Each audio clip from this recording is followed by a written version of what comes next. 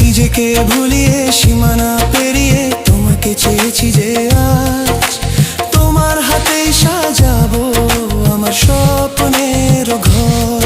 আমি তোমার প্রেমে পড়ে দুনিয়া ভুলে গেছি।